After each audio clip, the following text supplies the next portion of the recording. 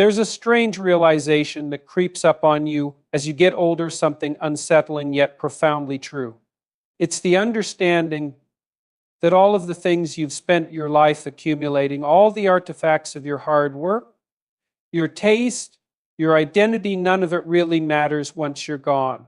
And not in some abstract philosophical sense, but in the most literal, tangible way.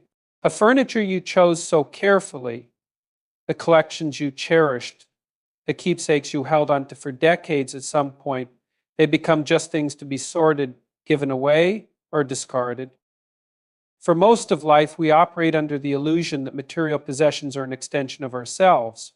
We build homes filled with objects that tell a story, our books, our art, our memorabilia, the things we think set us apart, that define who we are. And to us they do, but to everyone else, they're just things. The attachment you feel toward your possessions is deeply personal. It is built on the memories you associate with them, the effort you put into acquiring them. But those memories die with you, and what remains is just an object with no inherent meaning to anyone else. But you see this clearly when someone passes away. Their family members are left to sift through a lifetime of belongings, and in most cases they aren't marveling at the value or meaning of each item. They're overwhelmed. They're trying to figure out what to do with all this stuff, most of which they don't want or need. Sentimental objects might be kept old photos, a handwritten letter, a few heirlooms, but the vast majority of what someone spent a lifetime accumulating ends up in estate sales, charity shops, or dumpsters. The truth is, what you treasure now may one day be seen as an inconvenience to someone else. This is not a condemnation of owning things, but rather an invitation to consider what truly matters. There's nothing wrong with enjoying nice things, but when they become the cornerstone of your existence, you set yourself up for disappointment. Because at some point, you realize that no matter how much you've accumulated, it will never fill the void that only meaningful relationships, deep purpose, and personal growth can fill. The things you own should serve your life, not define it. And then there's the irony of inheritance. Many people assume that their children or grandchildren will want their prized possessions, that their furniture or jewelry or books will be passed down with reverence. But younger generations don't value objects the same way. They live in a world of digital experiences where minimalism is preferred over excess. What was once a symbol of status or nostalgia to you might be seen as outdated or unnecessary to them. Your treasured belongings might not be viewed as heirlooms, but as burdens, objects they must find a way to offload. And what people tend to overlook is that possessions also carry weight, not just physical weight, but psychological weight. The more you own, the more you have to manage, maintain, store, and worry about. And there comes a point in life when you begin to feel the cost of that weight, when you start to wonder why you spend so much time accumulating things instead of investing in experiences, relationships, and personal growth. It is a sobering realization when you recognize that much of what you worked for will outlive its usefulness to you, and its meaning will not outlive you at all. And yet we continue to operate as if our possessions will grant us some form of immortality, as if the things we leave behind will ensure our memory persists. But a legacy is not built from material objects. The things that truly last are not things at all. The impact you have on others, the wisdom you pass down, the way you make people feel, these are the things that endure. Long after your possessions are given away, sold, or discarded, the lessons you've taught and the character you've demonstrated will remain in the lives of those you've influenced. The real tragedy is that many people don't realize this until they are old. They spend decades climbing the ladder, buying more, upgrading their lives with every chance they get, only to reach a point where they would trade it all for more time, for deeper connections, for the things that actually bring fulfillment. By the time they understand this, they are often too exhausted, too late in the game to fully enjoy what truly matters.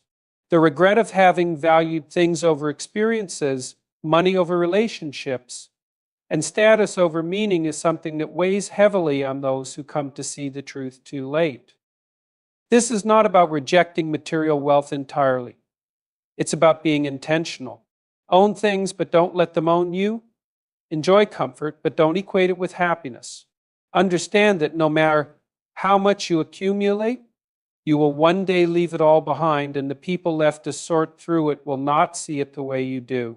Instead of pouring so much energy into acquiring and preserving things, pour it into becoming a person whose presence, wisdom, and actions will be remembered long after the physical reminders of your existence are gone.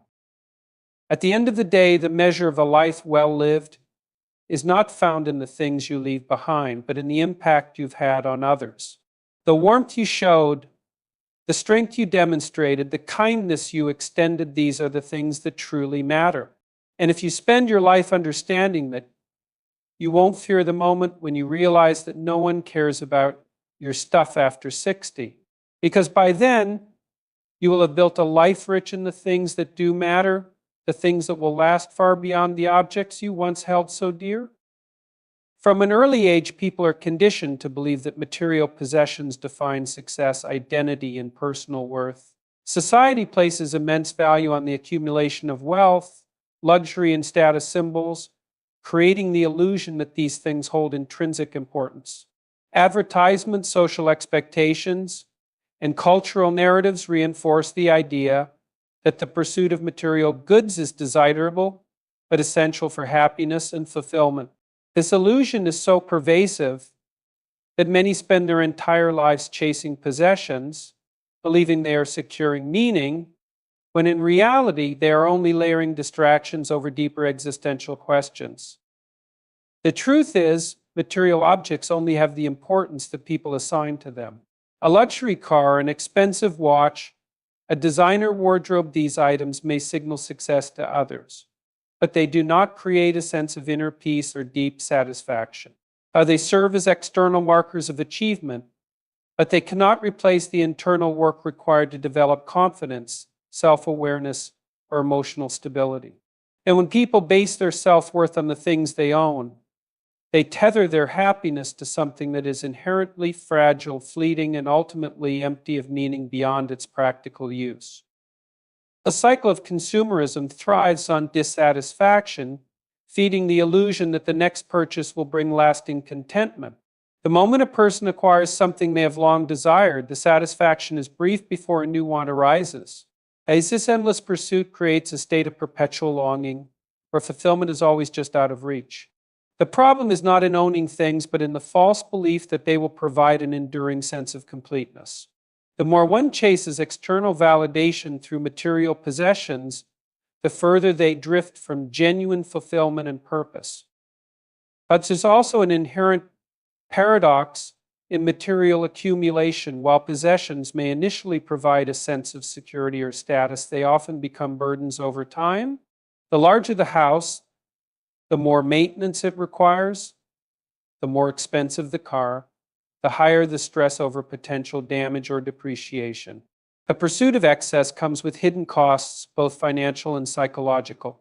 What begins as a source of pride can quickly turn into a source of anxiety, as people find themselves trapped in the constant effort to maintain, protect, or upgrade what they own. The illusion of material importance becomes most evident when people reach a stage in life where they are forced to confront what truly matters. In moments of crisis, loss, or aging, it becomes clear that possessions hold no real emotional weight compared to relationships, personal experiences, and inner development. No amount of wealth can replace the comfort of companionship, the wisdom gained through hardship, or the sense of purpose found in meaningful work. Many only realize this when they have spent decades prioritizing things over experiences, only to find themselves feeling hollow despite their material success. Another layer of this illusion is the mistaken belief that material success will automatically translate to social validation or love. While wealth and possessions may attract attention, they do not foster genuine connection. Relationships built on admiration for what someone owns rather than who they are tend to be shallow and transactional. True respect, deep friendships, and lasting bonds come from character, values, and shared experiences, none of which can be purchased no matter how much wealth is amassed. Those who equate their possessions with their personal value often find themselves surrounded by people who care more about what they have than who they are. But there is also a psychological toll in defining oneself through material wealth. When identity is rooted in external objects, any loss or failure can feel like a direct attack on one's self-worth. A financial setback, a stolen possession, or a devaluation of assets can lead to an identity crisis as individuals struggle to separate their sense of self from what they own. The more someone believes that their possessions are an extension of their identity, the more fragile their confidence becomes, dependent entirely on something outside their control. People spend their lives chasing wealth, possessions, and external achievements, believing these things hold the key to fulfillment. But the most valuable resource, not money, status, or material success, it is time. Unlike money, which can be earned, lost, and regained, time is finite, irretrievable, and non-negotiable. Every second that passes is gone forever, yet most people treat time as if it were an unlimited commodity, spending it carelessly on things that bring no lasting value, unaware that every wasted moment is an opportunity lost. From a young age, society conditions people to measure success through tangible assets, how much they earn, what they own, how high they climb the social or corporate ladder. But as individuals grow older, they often realize that the things they spent decades accumulating were distractions from what truly mattered. A relentless pursuit of financial security often comes at the cost of neglected relationships, missed experiences, and years lost to stress, overwork, and obligations that seemed urgent at the time but proved meaningless in hindsight. And many reach a point where they would trade all their wealth just to reclaim the time they squandered. The illusion that time is abundant creates a false sense of security, leading people to procrastinate on the things that matter most. They delay spending time with family, postponing meaningful conversations, waiting for the right time to pursue their passions, believing there will always be another day, another chance. But time does not wait, and every moment deferred is a moment that may never come again. The harshest regrets in life are not about money lost, but about time wasted, years spent in unfulfilling jobs, relationships neglected, opportunities ignored, and moments taken for granted. Unlike material wealth, which fluctuates and can be rebuilt, time only moves in one direction. This means every decision how to spend a day, an hour, even a minute is a choice that determines the shape of a person's future.